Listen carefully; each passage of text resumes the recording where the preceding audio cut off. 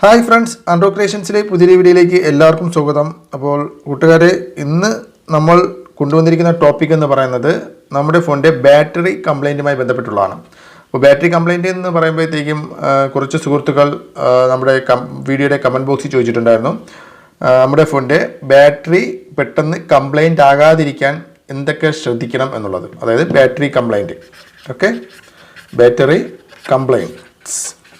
Battery complaint എന്ന് പറഞ്ഞാൽ ഒരുപാട് ബാറ്ററി കംപ്ലൈൻറ്റ്സ് ഉള്ളുണ്ട്. ബാറ്ററി ബഡ്ജായി വരിക, ചാർജ് നിൽക്കാതെ വരിക, ഫോൺ ഓട്ടോമാറ്റിക് ഫോൺ ആവുക, ആംബിയർ കുറഞ്ഞു പോവുക, അങ്ങനെയൊക്കെ ഒരുപാട് കംപ്ലൈൻറ്റ്സ് ഉള്ളുണ്ട്. അപ്പം ഇതിൻ്റെയൊക്കെ ഒരു പ്രതിവിധി, നമ്മുടെ ഫോണിൻ്റെ ബാറ്ററി പെട്ടെന്ന് കംപ്ലൈൻറ്റ് ആകാതിരിക്കാനുള്ള 2 കാര്യങ്ങളാണ് ഞാൻ ഇന്ന് നിങ്ങളോട് പറയാൻ പോകുന്നത്. ഈ 2 കാര്യങ്ങൾ നിങ്ങൾ ശ്രദ്ധിക്കുകയാണെങ്കിൽ നിങ്ങളുടെ ഫോണിൻ്റെ ബാറ്ററിയുടെ ആയുസ് കൂട്ടും. അതായത് 1 വർഷം കൊണ്ട് കംപ്ലൈൻ്റ് ആവുന്ന ബാറ്ററി ചിലപ്പോൾ 2-2.5 വർഷം വരെ നിങ്ങൾക്ക് ബാറ്ററിയുടെ ആയുസ് കൂട്ടാൻ ഞാൻ ഈ പറയുന്ന 2 കാര്യങ്ങൾ നിങ്ങൾ ശ്രദ്ധിച്ചാൽ മതി. ഓക്കെ, അപ്പോൾ നമുക്ക് ആ 2 കാര്യങ്ങൾ ഏതെല്ലാമാണ് നോക്കാം. അതിനു മുമ്പ് ഇതുപോലുള്ള മൊബൈൽ സംബന്ധമായിട്ടുള്ള ടെക്നോളജി വീഡിയോസ് കാണാൻ നിങ്ങൾക്ക് താല്പര്യമുണ്ടെങ്കിൽ തീർച്ചയായിട്ടും ഞങ്ങൾ ഈ ഒരു യൂട്യൂബ് ചാനൽ ഇപ്പോൾ തന്നെ സബ്സ്ക്രൈബ് ചെയ്യുക.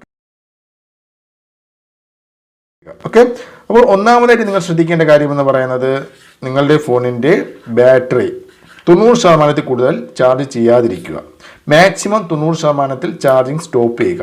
90% ചാർജ് നിർത്തണം എന്ന് പറയുന്നത് കാരണം എന്ന് പറയുന്നത്, നമ്മുടെ ഫോണിൻ്റെ ബാറ്ററി എന്ന് പറയുന്നത് അതിൻ്റെ മാക്സിമം പവർ അല്ലെങ്കിൽ മാക്സിമം വോൾട്ട് എന്ന് പറയുന്നത് മിക്കവാറും ഏകദേശം മിക്ക ഫോണുകളുടെ ബാറ്ററി 4.4 വോൾട്ടാണ് അതിൻ്റെ മാക്സിമം വോൾട്ട് എന്ന് പറയുന്നത്. നമ്മുടെ ബാറ്ററി 90% കംപ്ലീറ്റ് ആകുമ്പോൾ തന്നെ ഏകദേശം ഈ ഒരു 4.4 എന്ന് പറയുന്ന ഈ ഒരു വോൾട്ടിലേക്ക് എത്തും. 90% ആകുമ്പോഴത്തേക്കും തന്നെ 4.4 വോൾട്ടിലേക്ക് എത്തും.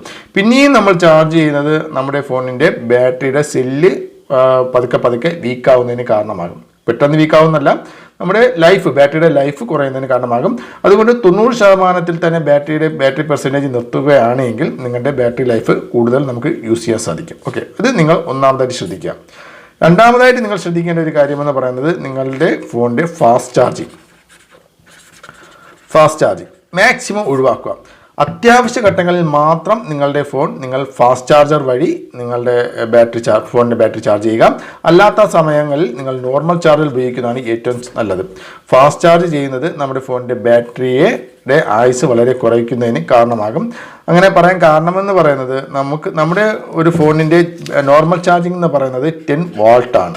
ഓക്കെ, ഈ 10 വോൾട്ടിൽ കൂടുതൽ ചെയ്യുന്നതെല്ലാം ഫാസ്റ്റ് ചാർജിങ് ആണ്. ഇപ്പം 16 വോട്ടിൻ്റെ ചാർജർ കാണാം, 20 വോട്ട്, 30 വോട്ട്, ഇതൊക്കെ നമുക്ക് ഫാസ്റ്റ് ചാർജിങ് ആണ്.